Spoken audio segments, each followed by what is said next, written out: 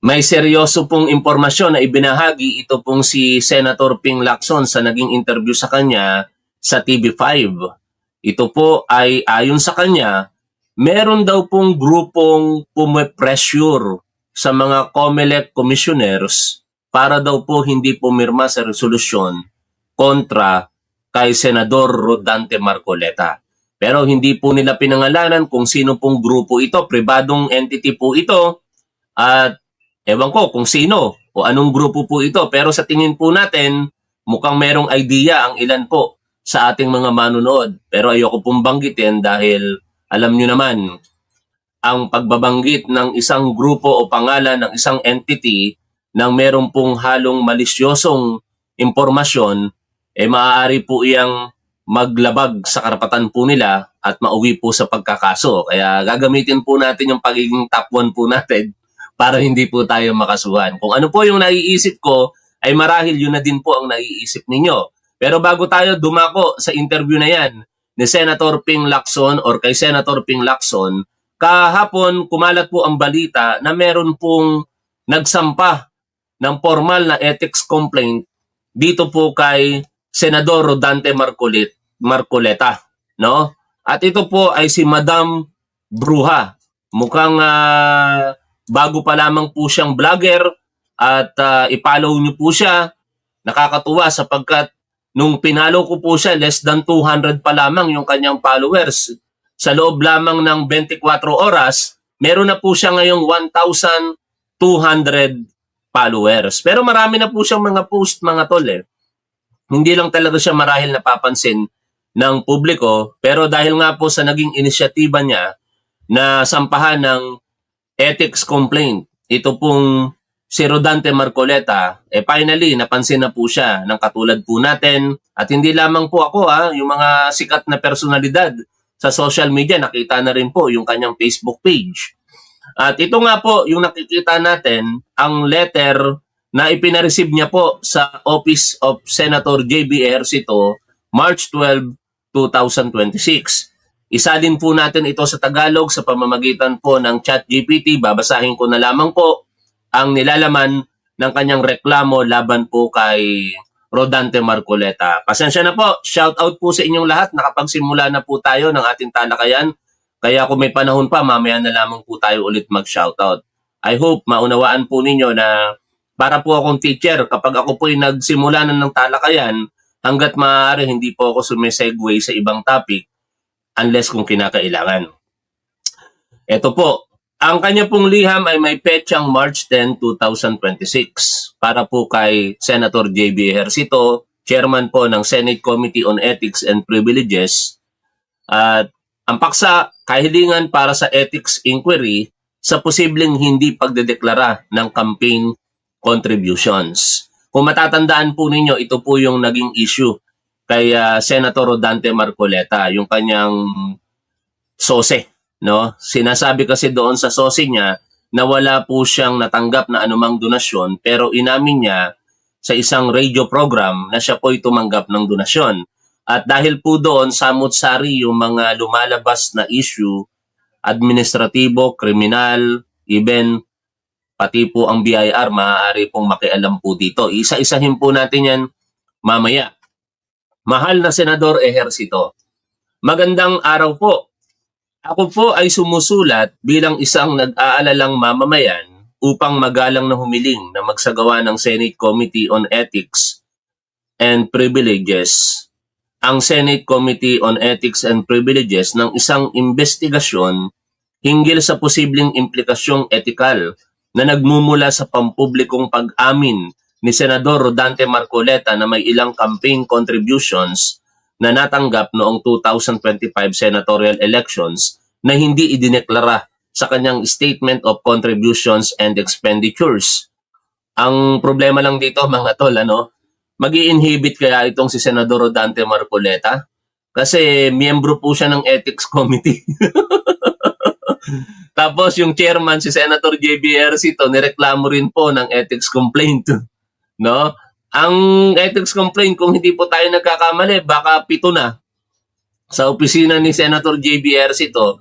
At ayon po sa kanya, first in, first out. Pero ang pinaninindigan niya kapag yung reklamo na sa kanya, ang tatalakayin, siya po daw ay mag-i-inhibit. Hindi daw po siya magpa-participate doon po sa reklamo laban sa kanya. Kaya sana naman, itong si Senador Rodante Marcoleta, for delikadesa, kapag yung reklamo na sa kanya ang didinggin, magkusa na rin po siyang huwag dumalo doon sa pagdinig sapagkat parang napakawalan po ng delikadesa kung siya po dadalo pa at subject ng inquiry or complaint ay siya mismo. Ang SOSE ay isang sinumpaang dokumento na kinakailangan sa ilalim ng mga batas sa halalan. Ang sinadyang hindi pagbanggit o pag-alis ng campaign contributions sa naturang deklarasyon ay nagdudulot ng seryosong pangamba hinggil sa transparency, pananagutan at pagsunod sa mga pamantayang inaasahan mula sa mga miyembro ng Senado. Sa ilalim ng Rules of the Senate, ang Committee on Ethics and Privileges ay may jurisdiction sa mga usaping may kinalaman sa asal, karapatan, pribilehiyo, dignidad, integridad at reputasyon ng Senado at ng mga miyembro nito at may kapangyarihang tumanggap at dinggin ang mga ethics complaints na inihain ng mga mamamayan laban sa isang senador. Dahil sa likas na katangian ng pag-amin at sa pampublikong posisyon na sangkot ng ang usapin ay nagdudulot ng lehitimong pangamba kung ang hindi pagdedeklara ng campaign contributions ay naaayon sa mga pamantayang etikal na inaasahan sa isang miyembro ng Senado. Kaugnay nito, magalang kong hinihiling na ang komite ay tukuyin, una, kung ang inaming hindi pagdedeklara ng campaign contributions ay binubuo ng paglabag o asal na hindi naaayon sa pamantayang etikal na inaasahan sa isang senador. Ikalawa, suriin ang mga pangyayari kaugnay ng pagtanggap at hindi pag-uulat ng mga kontribusyon. Ikatlo, tayahin kung ang ganitong asal ay nagpapahina sa transparency, pananagutan o integridad ng Senado.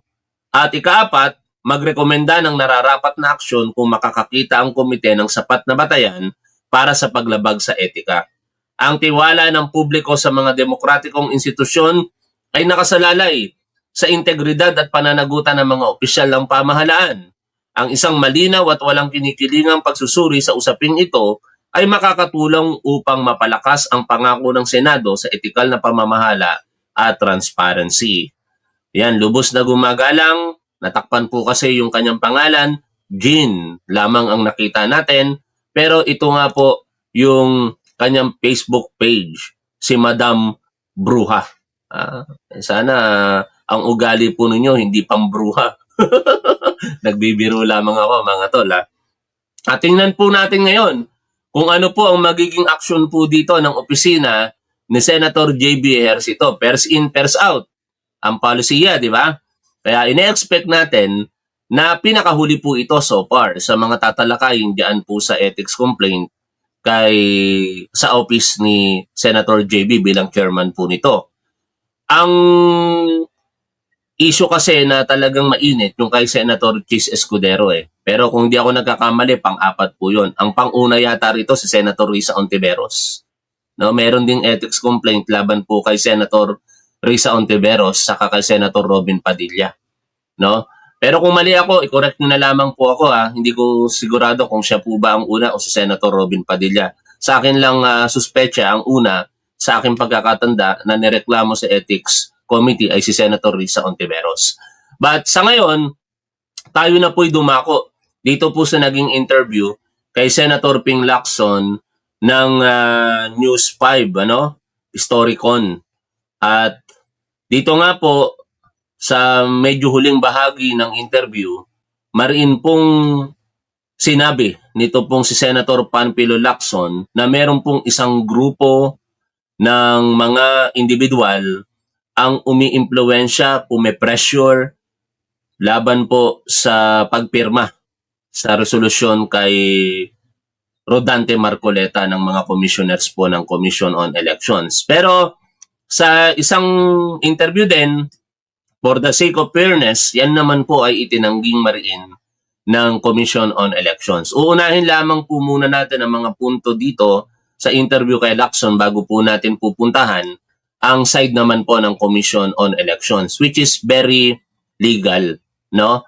At ako bilang nag-aral po ng criminology at somehow nakakaunawa ng kaunti sa batas, understandable po sa akin, no? With due respect sa mga maaaring ayaw sa sinasabi ng COMELEC, yung paliwanag po ng Commission on Elections. Pupuntahan po natin yan mamaya, ano? Unahin lamang muna natin ito pong interview kay Senator Ping Lacson. We watched your long privilege speech on Tuesday, and to be honest, we were all a little bit surprised at your how do I say tone, I guess, kasi galit na galit po kayo. And I was wondering what got you to this point that you feel you had to use a privileged speech to respond to a colleague. We've never seen you that aggravated before, I have to say. Boiling point. Almost, baka siguro nasa mga 98 or 99%. Or degrees. Umabot doon. Kasi matagal na yan eh. Na kung hindi man sa kanyang programa, hindi ko naman pinapanood yung program niya, pero pinipidback sa akin ng mga staff ko ano yung siya sabi. Tapos nag-privilege speech last week. Nasalon siya ako noon. Ayoko naman patulan, pero umulit ng Monday, nasa office naman ako noon, na-monitor ko. Yon. So, tinext ko agad. Yung mga binabanggit na privilege speech nito pong si Senator Lacson ay nangyari noong March 6. Unang privilege speech po ito nitong si Rodante Marcoleta at ang tinitira niya doon, si Senator Ping Lacson. At nasundan pa ito.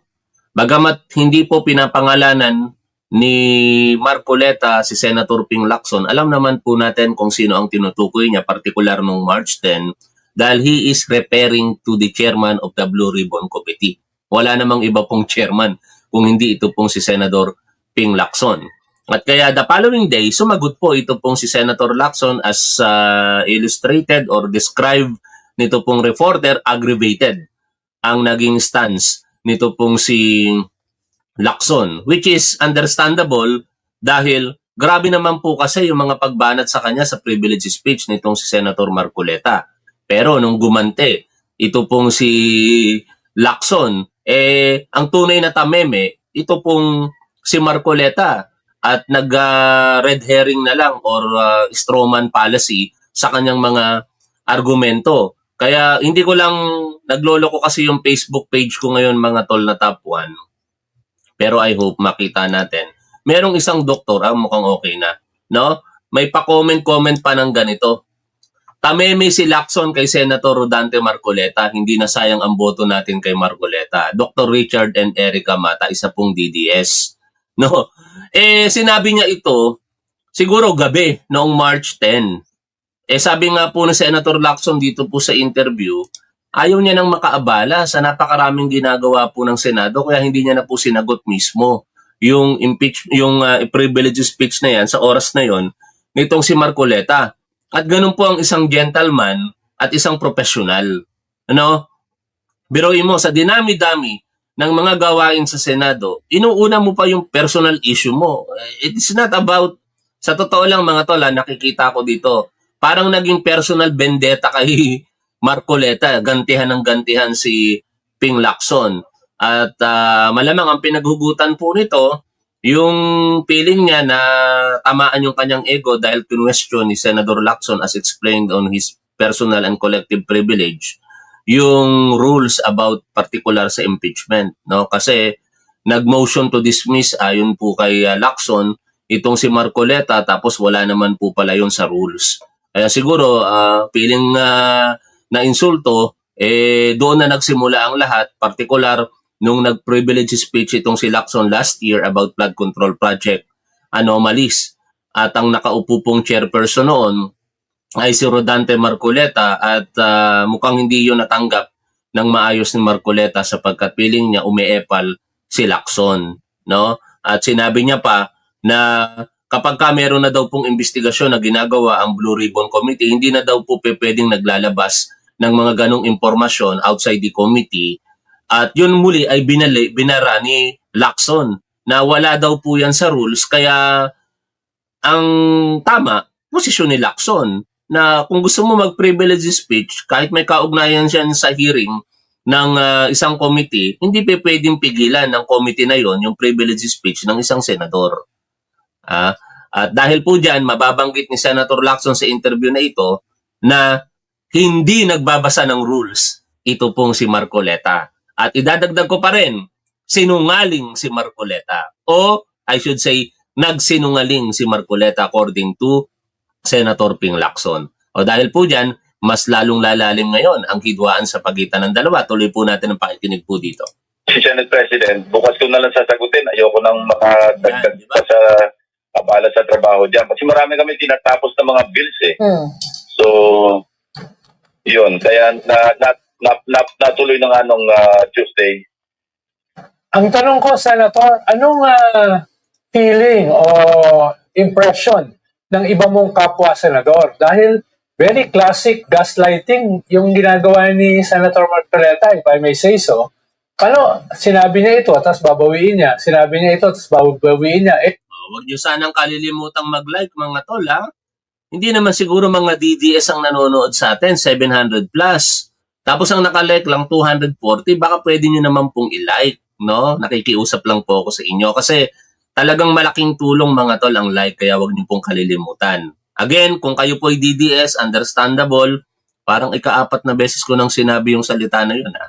No? Na hindi niyo ako i-like. Pero kung kayo po hindi DDS, dapat like po tayo mga tol. Nowadays, hindi mo pwedeng bawiin yung sinabi mo dahil pag nasa social media yan, hindi mo na yan mabubura. So, medyo, anong feeling ng iba? Habang pinapanood nila yung mga nangyayari. Oo. Dahil sabi ko lang, Sec, Ronald, maraming kumamay sa akin, maraming nag-congratulate, at maraming nagsabi na tama lang yan. Yun lang, hindi na ako mag-identify, baka makakreate pa tayo ng away ulit involving the other. Ito, nasa sa inyo kung susundin niyo ako, katuwaan lang. Pwede niyo bang sabihin na nakalike kayo at hindi kayo DDS? Paki-comment niyo nga po diyan para lang mabigyan natin ng emphasis. Kasi parang nakakahiyang maging DDS mga tol. Ultimo yung mga DDS, itinatanggi na sila yung DDS. How much more tayo? O paki-comment niyo po kung gusto niyo lang ha. Nakalike na ako at hindi ako DDS. Salamat po sa inyo mga tol habang pinapakinggan po natin ito. Yes, pero maraming lumapit sa akin ganon, actually, na tama lang ginawa, it's about time. Yeah. Pero meron ba nagpapabuti sa inyong dalawa? Meron bang siguro sealers na, oy, magkasundo naman kayong dalawa. Meron bang ganon? Except na kinausap ako ni Senate President, even before yung privilege speech ni Senator Marcoleta ng Monday at saka yung sagot ko ng Tuesday, pumunta pala sa office niya, I think that was Monday last week, ano? Na sabi nga sa kanya, bakit naman ganon, marami siya ganon. So, sabi ko, alam mo, SP, hindi man ako nakipag-away sa kanya, no? Kaya lang, siya yung talaga nang-aaway. So, ewan ko kung naiparating ni SP yun. As early as Monday last week yun eh. Pero apparently, hindi naman talaga tumalab sa kanya whatever the Senate President did, ano? Dahil bumarada siya ng Lunes eh. Hindi ko na-expect yung Lunes eh, kasi ang ina-expect ko, nag-usap ulit sila na SP para iparating yung sinabi ko na ayoko makipag-away. So, either kung nakausap siya, hindi tumalab sa kanya, or hindi siya nakausap, kaya bumanatan naman ng Lunes. So on that Monday privilege speech naman ni Senator Marcoleta, one of his main points is that there has been undue delay in the release of the Blue Ribbon Committee report kasi 7 months na daw yung nagpo-conduct ng flood control hearings, and to this day we still don't have a report. You don't think that's fair? No, he lied. Oh, yan. Kasi, He lied. Nagsinungaling si Marcoleta. Ano na naman kaya sasabihin dito ni Marcoleta? Sigurado, dire-diretso na naman ang world war sa pagitan ng dalawa na ito, mga tol. Uulitin ko lang ha. Nagsinungaling si Marcoleta ayon po kay Senator Lacson. Bakit kaya? alam mo, PDF yung pinadala ko eh. Program document, yung ano yun, di ba? Program document format, no, PDF. Eh, hindi ko talaga, sinadya ko talagang bawat opisina, padala ng digital copy o kaya yung kanilang ano, may watermark. Kasi nangyari nga yung unang miraw namin, nag-leak. So ang usapan namin, sige, bigyan ng kanya-kanya, may watermark para ma-identify natin kagad, ma-pinpoint dun sa Portable document format. Yun po ang ibig sabihin ng napatingin ako sa internet kasi parang sabi ko parang mali. portable document format ang PDF, hindi po program document format. Na-miss lang siguro ni Senator Lacson. Ang opisina nag-leak yan kung sakali mag-leak. So isang ano yun, at the same time, 400 pages, hindi naman pwedeng isa-isang ilalako mo yung isang kopya lamang sa bawat opisina ng mga miyembro. Lalo matagal yun. So sabi ko, simultaneous natin para simultaneously mabasa nila para mas mabilis. At bigyan lang tayo ng signal. Kung nabasa ng lahat, pwedeng magpirma, dadali natin yung kopya na may signature page sa kanilang mga opisina. Service na lang natin. So he was lying when he said na ang delay, ayaw niya magpirma kasi walang pirma yung chairman. Pero during interpellation, iba naman yung rason niya. Yun ang sinasabi ni Sec. Ronald na gaslighting. Kasi nung interpellation na, sabi ko, pipirmahan niyo ba? Sabi niya, ayaw ko pumirma ng partial, gusto ko yung kompleto. Partial na ito hindi pa nga tapos yung ating committee hearings, hindi pa nakukonklud. Paano kung gagawa ng kompletong report? So doon mo makikita talaga na palusot-lusot, yung hindi niya makonfront, hindi niya masabi yung totoo. Naku, eto naman. Bukod sa hilide, palusot. Udyok din tayo, mga tol. Hindi, nagre-react lang naman tayo sa balita, mga tol. Alam niyo naman kami mga vlogger, para rin kaming mga reporter. Di ba? Magkaiba nga lang talaga dahil sila talaga, fact-based sila. Ang mga vlogger, maraming mga chismoso. Siyempre, habang may scoop, ika nga ng mga reporter, mas maraming mapag-uusapan. Kaya, sulsulan pa natin, mga tol. Hindi, joke lang. Joke lang, ha? Hindi, yun naman talaga sinabi ni Senator Lacson. Hilide, tapos palusot-palusot, o ano pa, ha? Diba nung Monday ang sinasabi niya, kaya hindi siya nagpirma dahil nga walang pirma yung chairman, ako sinisisi. Pagkatapos nung tinalawan ko sa privilege speech na sinadya kong walang pirma doon sa kasi hindi ko pipirmahan yun, iba naman yung kanyang kinakalpiran. Hindi raw siya pipirma sa partial lamang at ang gusto niyang pirmahan yung kumpleto. Alam niya namang imposible yung kumpleto kasi hindi pa tapos yung, hindi pa na-conclude yung hearings. Anong tawag natin doon, di ba? Outright lying. So, sir, can you confirm that his office did receive a copy of the partial report? And number two, because of the watermark, did you ever find out sino po yung nag-leak ng copy na yun? May received copy. Tapos panay nga ang follow-up ng staff ko sa staff niya. Na sinasabi, hindi pa nga rin napipirmahan. Kaya, definite, pinakita ko rin sa aking privilege speech yung received copy ng kanilang kopya. Kaya hindi pwedeng i-deny na wala siyang kopya. At saka inamin naman niya, hindi raw siya pipirma Kasi alam mo, pinapangalandakan niya yung kanyang minority report, which is, kabastusan yung minority report. Kasi sa rules namin, kailangan munang nandyan yung majority, tapos within 72 hours, doon ka pwede mag-input kung ano yung mga pag-dissent mo. Hindi siya nagbabasa ng rules kasi. Ano ba yung meron sa minority? Tatlo na, mga tol, ha? Hilide, palusot-palusot, hindi siya nagbabasa ng rules. Naku naman, naturing ang abogado ka, Rodante Marcoleta. Sinasabihan ka ng isang hindi abogado. Udyo ka natin, mga tol. Kampi ako kay Senator Ping Lacson dito, baka ma-misinterpret nyo ako. Kay Senator Ping tayo, pagdating sa usaping ito. Senator Marcoleta, nagbabasa ka ba ng rules? Mukhang hindi ka nagbabasa ng rules, Report na gusto niya specifically na isama doon sa yung report niya. Kung dapat hindi minority report, dapat mag-submit siya sa committee, ito yung opinion ng minority. Para na-incorporate ko yun, so kaya tumawag sila ng meeting, magmi-meeting kami as Blue Ribbon, majority, minority. Ito yung mga input namin, baka pwede incorporate yan. Pag-uusapan namin yun. Yung sinasabi niya, yung kanya sa minority report, meron siyang conclusion kay Speaker Romualdez, may conclusion siya kay President Marcos, wala naman pinag-ugutan. So hindi ko naman kinukontra yun. Pero dapat, ang proper way, ang appropriate manner of doing it is, as a committee, mag-usap-usap kami, ito yung posisyon ng minority. Pwedeng incorporate yan doon sa ating committee report. Pero hindi na yung ginawa, pinangunahan niya. Tapos binigyan niya pa ng kopya, si Senate President, yung Blue Ribbon mismo, hindi niya binigyan ng kopya, hindi ba kabastusan yun? Kabastusan yun para sa aming paniniwala. At ngayon, mga tol, kung merong EPAL, tingin ko ang EPAL, si Marcoleta, di ba? Kayo ba yung nag-agree, mga tol, sa aking sinabi? Baka ipatawag tayo ni Marcoleta sa Senado kasi sinasabihan natin siyang EPAL. Sisikat si Tapan pag nagkataon. Di ako hihingi ng dispensa sa kanya, katulad ni Atty. Enzo Recto. Pag pinatawag ako ni Marcoleta, sabihan natin na EPAL siya. Hindi ako hihingi ng opinion ko yun. May magagawa pa siya kung yun ang opinion natin. Di ba, si Atty. Enzo Recto, pinag-apology niya. Hinihinga niya ng apology in front of the public. Hindi nagbigay ng apology si Enzo Recto. Ganun din ang gagawin natin, mga tol. O tuloy tayo rito sa EPAL, ha? Hindi man sinabi ni Senator Ping Lacson yun, pero mukhang ganun si Senator Marcoleta pa EPAL. Pero mo, hindi ka naman chairman ng Blue Ribbon Committee, gagawa ka ng sarili mong minority report, tapos palalabasin mo sa taong bayan, ikaw ang tama, mali yung draft report na ginawa ng Blue Ribbon Committee. Kaya nga ang trato ko basura eh.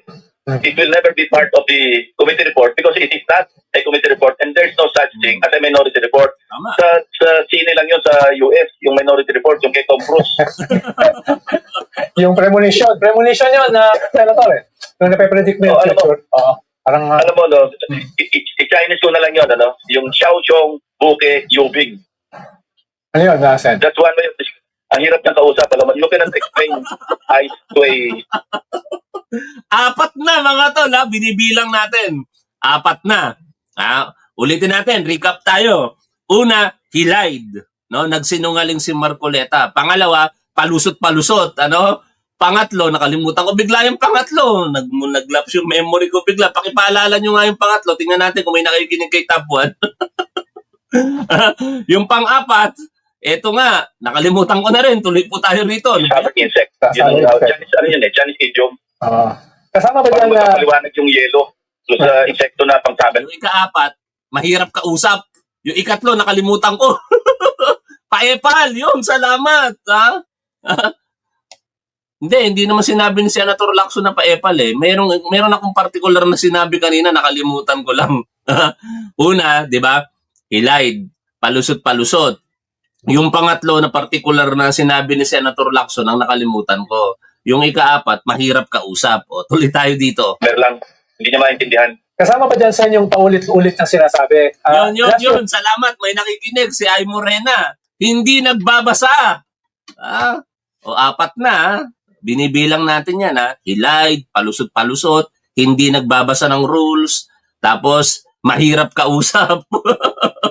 Pero pa, na hindi nyo daw pinapatawag si former Speaker Martin Romualdez dahil ang ginagamit nyo lang laging excuse yung interparliamentary courtesy. Hindi ba pwedeng sabihin ng Senate as a whole kay Senator Marcoleta yung ruling na yon?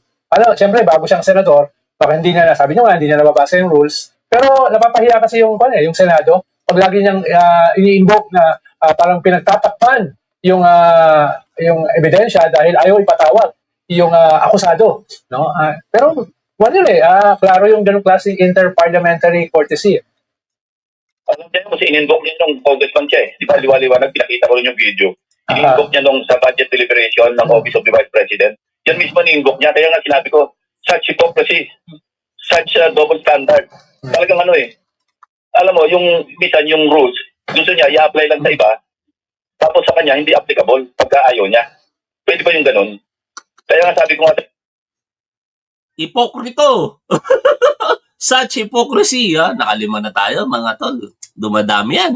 kaya hirap pagpaliwanag sa tao na yan eh. At saka bawat may makausap siyang, confirmation hearing sa CA, nangyari na naman niya kahapon. Tumayo na nga ako, ayoko nang pakinggan yung litanya niya kasi ang tinatanong niya pa naman, Infantry Brigade Commander ng Army. Tinatanong niya tungkol sa West Philippine Sea. Pero obviously, ang tinatanong niya, gusto niya mag-agree sa kanya yung general sa kanyang punto. Hindi ko maintindihan, mukhang ang audience niya, China. Mukhang may pinaparinggan niya yung China na nakita niya, napaamin ko yung general na tama yung punto ko. Napag-alaman ko rin, kasi siya rin may kasalanan, hindi ko naman siya i-research kung hindi niya ako ginaganito. Napag-alaman ko, sabi ko, nakita namin yung website official website ng Ministry of Foreign Affairs. Ito siya nagpa-plak ng ng mga points niya, yung mga narrative niya. Marami yun. Pati nga yung yesterday, sa confirmation hearing, pilit niyang, hindi niya na pinabanggit yung panatag show, ang ginagamit niya Chinese name, na gusto niyang ilabas doon sa EEC. Yun ang punto niya. Nakita ko na naman yung dokumento, yung website. Yung mismo pinupunto niya, parang gusto niyang i-discredit yung mapa ng NAMRIA. Isipin mo, agency ng Pilipinas, officially, isang ahensya ng Republic of the Philippines na task na magawa ng mapa, i-discredit niya na mali raw yun. Patunayan, sinungaling na naman sa interpellation niya sa akin. Dahil sinasabi niyang, pinatawag ko ikaw yung NAMRIA, pinatawag ko si Justice Casio. Sino siya magpapatawag? May chairman yung foreign relations, ba't niya papatawag yun? Hindi naman siya ang chairman. Alam ko naman. Grabe ito mga tol, puro explosive ang binibitawan dito nitong si Senator Lacson. Kasi the day before, nagsabi na nga si Senator Edwin Tulfo kay SB, nandun kami sa lounge, na pinipilit daw siya na kung pwedeng natawagin niya ng Maria at siguro ibabadger niya. May national security implication kasi mga secret documents yung involved. So, ang advice sa kanya, siya naman ang chairman, siya masusunod. Pero just the same, sa interpellation, as if alam na niya na may hearing na, may date na nga siya ngayon March 12 at pinapa-attend pa ako. Alam ko yung background na hindi matutuloy yung hearing kasi nga, nagmina ng guidance yung chairman, si Senator Erwin. So, kaya tinanong ko sa kanya na, kaya nga pinatayo ko si Senator Tulfo, pakiconfirm nga, parang make it official, make it on record, na wala talagang hearing bukas. Ganun nga nangyari.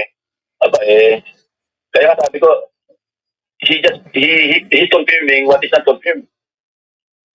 Pero sir, moving forward, how do you find the solution to this this problem? Kasi well, obviously you guys have your own golf course already ongoing. Moving forward, sir, how do you foresee this moving forward? Yes, sir. Just don't mind him. Trabaho na to. Kung nangugulo, di siya pugit. Pero itong trabaho, kung natin mind, hayaan na lang. Grabe, no? Don't mind him. Sampal talaga yon mga tol. Ano? Biruin mo, senador ka, tapos sasabihan ka ng gano'n. Kayo, Senator Ping Lacson, na ituloy niyo lang yan. Siya manggulo kung hanggang kailan niya gusto maggulo. Pero we'll just focus on what we're doing. Senator, yung NBI nagpa-validate daw ng statement ng 18, mostly former soldiers, no? Paano ko pang ma-validate nila na medyo merong katotohanan? Nako, kaugnay niyan, separate live streaming, pag-usapan natin yan mga tol. Ha? Yung sinasabi ni Attorney Ferdinand Topacio at yung Mike Defensor, panggagaslight po sa publiko. Pinalalabas po nila na hinaharas yung kanilang mga kliyente sa pamamagitan ng nais ng NBI na matanong isa-isa o hingan ng individual affidavit. Yun po ay panggagaslight, no? Wala pong legal na pinaguhugutan yon. At yan ay sinasabi ko hindi lamang opinion ko, kung hindi may mga legal point of view po diyan ng mga abogado na babasahin po natin mamaya sa separate live streaming po natin. Pero since naihalo dito, pakinggan na lamang muna natin mga tol. Nandun sa ibang mga statement, are you planning to call them to the Blue Ribbon po sa kalsada? Nag-invite na nga ako kay Atty. Paligod kasi magkakilala naman kami during the policy. Yung policy issue kasi siya yung kay Ben Horloy Kaya nagkaroon kami ng pag-uusap doon. So, I was hoping na ilalapit siya sa Blue Ribbon Committee yan Ang invitation ko, ayusin lang yung affidavits, at least yung believable, yung malapit, in the realm of possibilities. Huwag naman yung 805 billion, siyadong exaggerated. Ngayon, kung maayos yung affidavit, i-adjust nila yung mga nakasaad doon na may katotohanan, may bahid ng katotohanan, why not? Di mag-hearing tayo. Yun ang gusto ni Senator Marcoleta, ipatawag yung 18.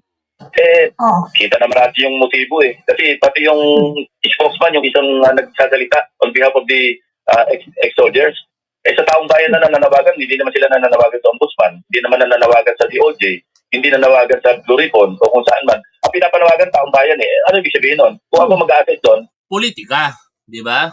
Pamumulitika yun mga tol at tangkang pagde-destabilize sa ating gobyerno. Pakinggan natin kung ano ang assessment ni Senator Lacson. mag-analyze. Destabilization, bakit taong bayan yung pananawagan mo? So hihintay mo yung validation results ng NBI. Yes, kung kailangan magpatawag para makatulong kami para makabuo ng kung ano yung papasok sa preliminary investigation, why not? Pwede nga po. Yan sa katawanan na mangyayari, parang circus na propaganda. Kasi ang Blue Ribbon, hindi naman parang pang-propaganda yan Ang pinipera tao natin dyan, yung katotohanan, hindi yung propaganda. Ang sabi ko nga, di ba, na ang Blue Ribbon Committee, para i-expose yung truth, hindi expose yung lies. Kasi kung ang hangat lang namin, ipahiya sila, put them on the spot, para i-content namin sila. Hindi naman ganun ang purpose. Ang primary purpose is to expose the truth. At kung meron magsisinungaling, incidental na lamang yun, doon sa pwede namin gawin para lumabas yung katotohanan. Pero kung sa simula pa lamang, mathematically impossible, logistically impossible, bakit ko agad papatulan yun? But sir, you said you've invited Attorney Baligot to the Blue Ribbon Committee? No, it was an open invitation actually kasi nag-post na lang sa ating account. Kung may nakarating sa kanya yon, sana makipag-ugnayan sa amin o maski sino sa Senado Para ayusin lang yung kanila affidavit. So it's not a formal invitation yet. Hindi, wala akong number niya eh. Oh, because when we spoke to him, Attorney Baligot, shortly after nag-press conference sila, he told us that he was very I-pass forward natin mga tol kasi ano yan, issue yan ng 18 Marines na separate live streaming natin pag-usapan. Dito tayo sa bahagi kung saan sinabi ni Senator Lacson na meron pong grupo ng mga individual na pume-pressure sa mga commissioners para po huwag pumirma doon po sa resolusyon laban kay Rodante Marcoleta. Kakilala niya. Kaibigan niya yung kaibigan niya nga yung kunwari, donor niya eh. Para sa purposes ng tigaprinig natin, indirect Kasi na meron siyang contributor. Hindi pa siya kandidato eh. direct bribery. Pero yung pinaka-charge na banat nyo ay yung usapin ng kanyang sose, yung kanyang statement tungkol dun sa campaign contributors. Practically, ang sinabi nyo ay he committed a crime based on his own testimony that he committed indirect bribery. Diba? Medyo antagonistic na yun. Mahirap na ayusin He yun. should know that. Being a lawyer, he should know that kasi yung indirect bribery, hindi kailangan may kapalit eh. Basta tumanggap ka ng gift, no? By reason of your office, that's indirect bribery. Kaya liwanag yun sa kanya, admission against interest ka yung ginawa niya kasi pinipasya siya pa, nabiligyan siya, tinanggap niya, congressman siya noon, at hindi pa siya kandidato. Hindi contribution, hindi pa siya kandidato eh. So binigay yun, being a congressman, parang daw may utang na loob. Siya pa umamin eh, na parang may utang na loob siya sa mga nagbigay sa kanya. Isa pa natuklasan, hindi ko na nga lang sinama sa privilege speech. Pwede ko sabihin ngayon eh. After so, alam mo, niremedyohan niya yung kanyang defense sa COMELEC, nag-file siya ng counter affidavit. Ang aking information doon nga, nagremedyo siya eh. Pumuha siya ng isang tao na di umano, para lang ma-justify yung sose na meron siyang contributor. Na nagbigay ng I think 30 million, January. Again, hindi niya alam siguro yung batas na within 30 days, kailangan bayaran yung tax. May honor tax yan eh. Alam mo kung kailan siya nagbayad? December. Pero, pero may mga charges na penalty. So, after thought, nagremedyo siya. Dahil Nakikita nyo rito mga tol, no? Ito yung mga usapin hindi lamang ng administratibo bilang senador. Kasi kapag napatunayan sa SOSE na talaga siya ay nagsinungaling, pwede pong maging ground po ito para, i-correct na lamang ako ng mga abogado na matanggal siya bilang senador ng Pilipinas. At sa parte naman po ng BIR, baka pwede siyang habulin kung tama ba yung na penalty lamang, surcharges, o kung ano man yung mga ibinayad niya sa BIR. Kasi may mga tinatawag na donor's tax, yung pinapaliwanag dito nitong si Senator Lacson. At ikatlo, ito na ngayon yung problema, no? Kung bakit kinakatwiran ngayon ng COMELEC na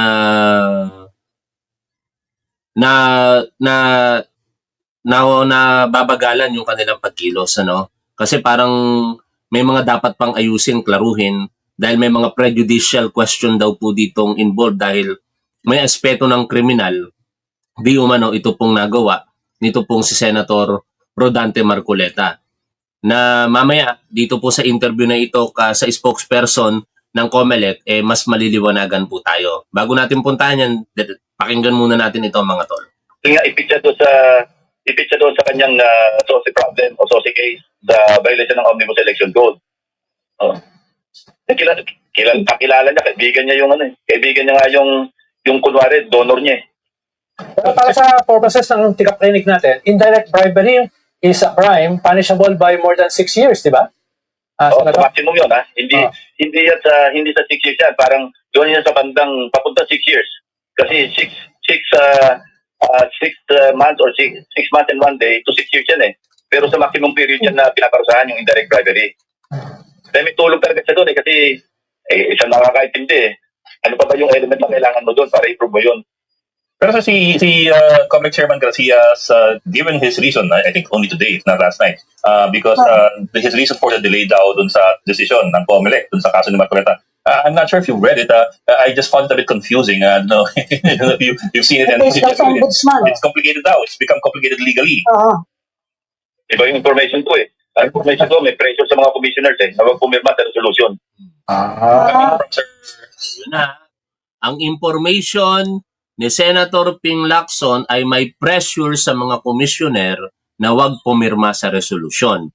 Wala pong babanggitin dito kung sino ang mga yan, sino ang mga pumipressure, pero sa tingin nyo mga tol, sino kaya ang nasa likod ng pressure na yan sa mga komisyoner ng COMELEC? Ah, Not from the pressure government. from, Not from the government. Not from the national Tama. government. Parang From any pressure group, from, any group in particular? special interest group. Information ko.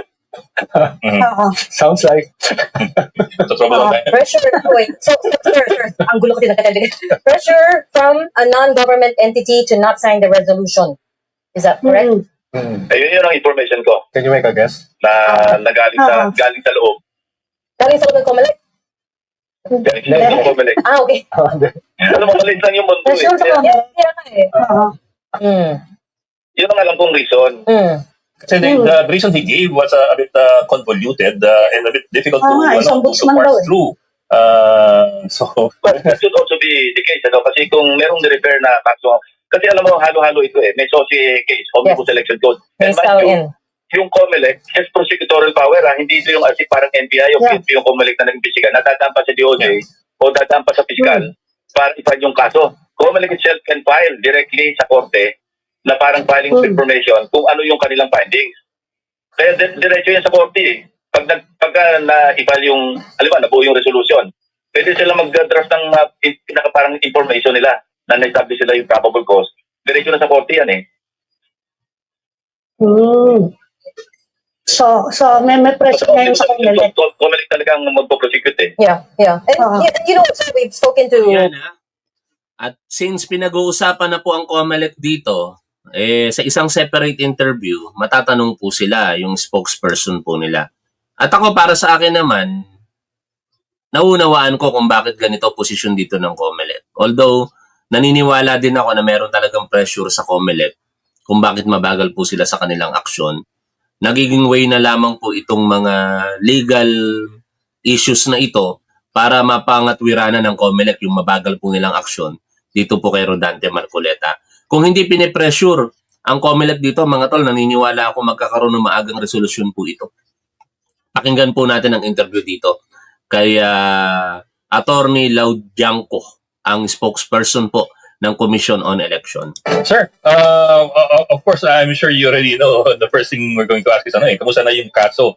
I don't know, hindi pa naman siguro kaso, pero yung investigasyon doon sa issue kay Senator Marcoleta sa kanyang pagtanggap ng campaign contribution.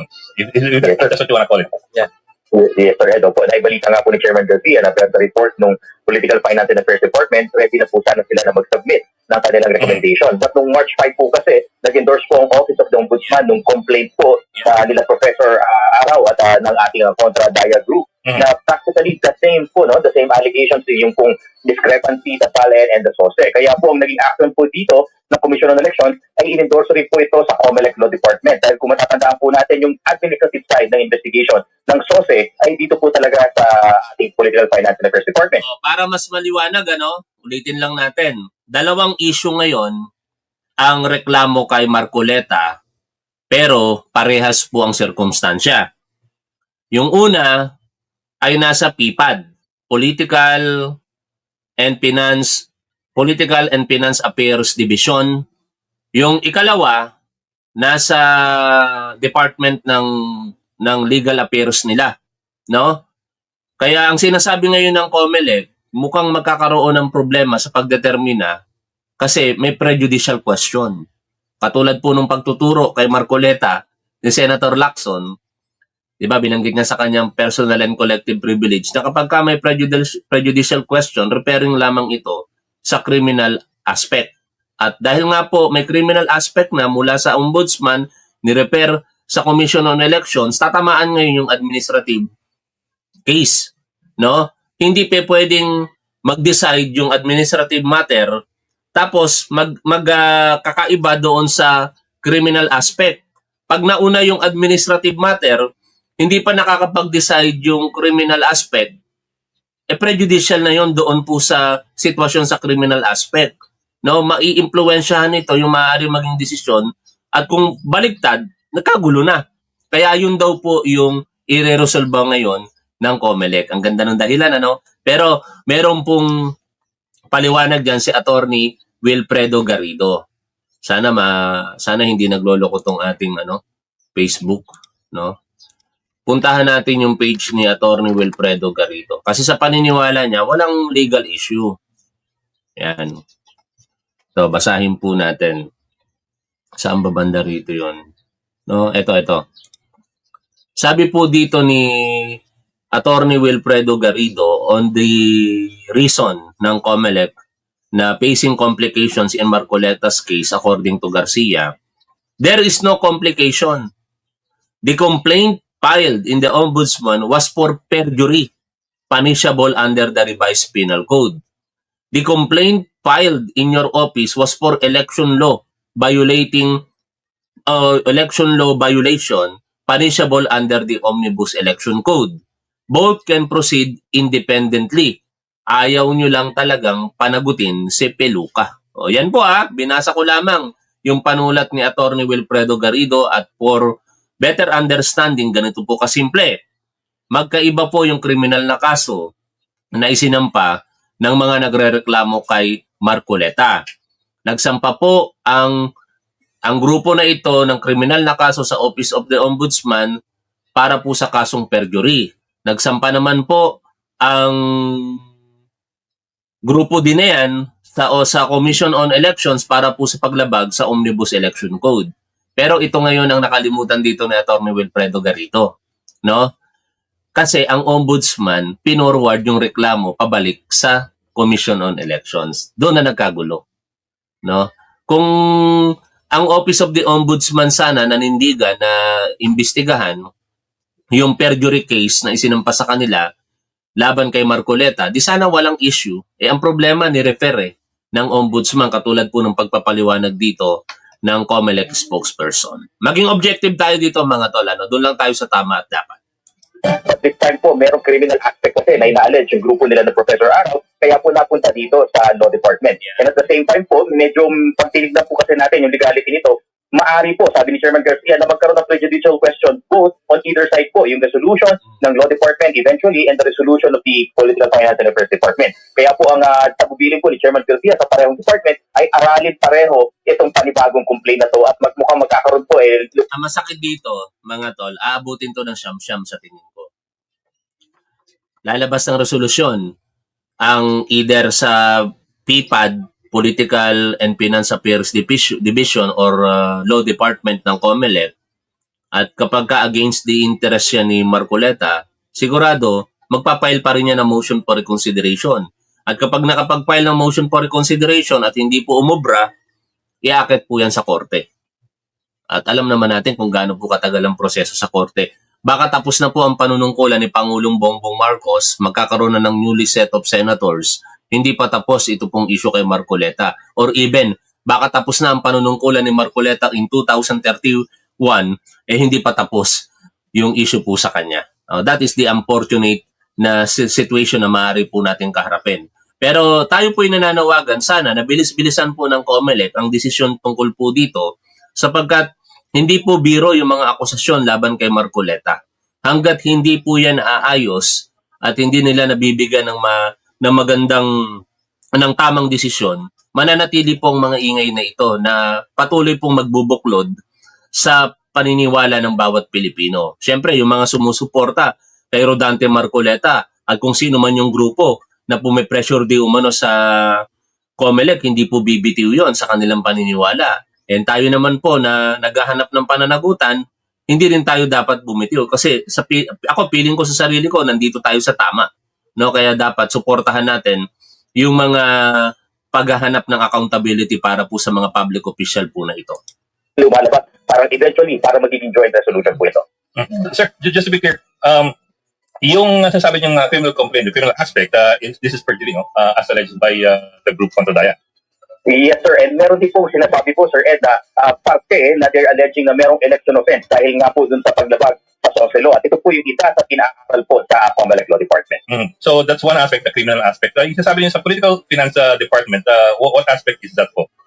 So po, ito naman po yung administrative side. Kasi kung titignan niyo po, pag ang kaso po ay naging kriminal, dapat meron po talagang isasagawa na preliminary investigation. At yung po ang nagsasagawa po nun para sa COMELEC ay yung Law Department. And eventually po, Sir Ed, kung sakali man po na may recommendation din na gano'n ang Political Finance and Affairs Department, eventually talagang mapupunta po sa Law Department for the conduct of the preliminary investigation po. Pero sir, if you don't mind, of course, I'm not a lawyer.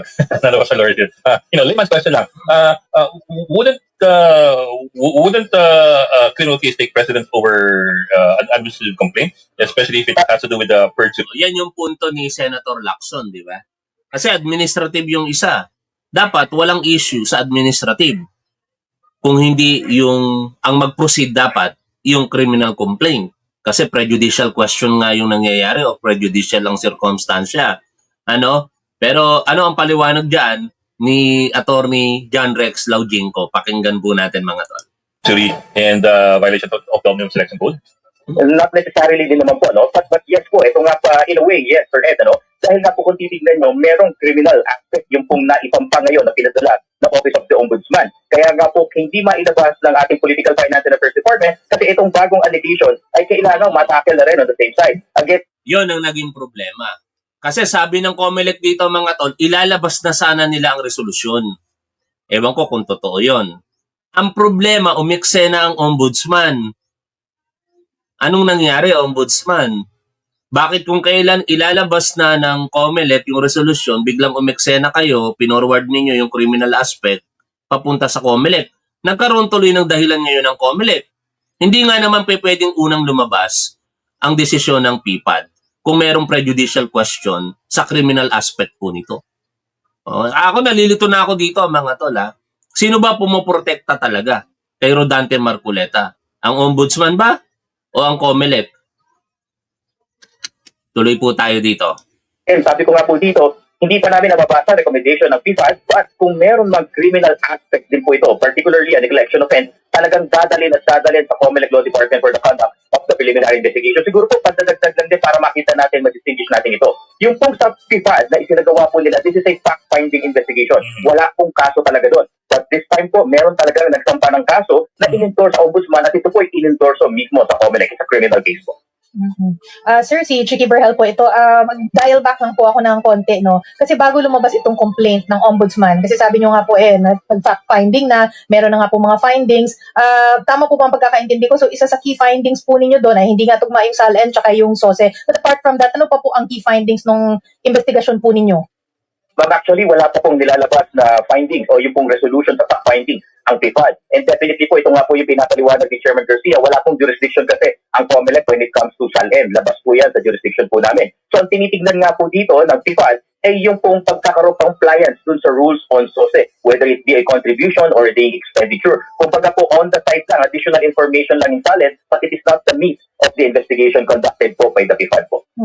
Pero ngayon ay na-refer na po yung reklamo po at sabi po nga ninyo no, na hindi nyo nga sakop yung sa SALN. So yung mga findings na hindi pa nga nailabas dun sa SOSE po, will they stand or are they gonna start from scratch? Ano po yung mangyayari?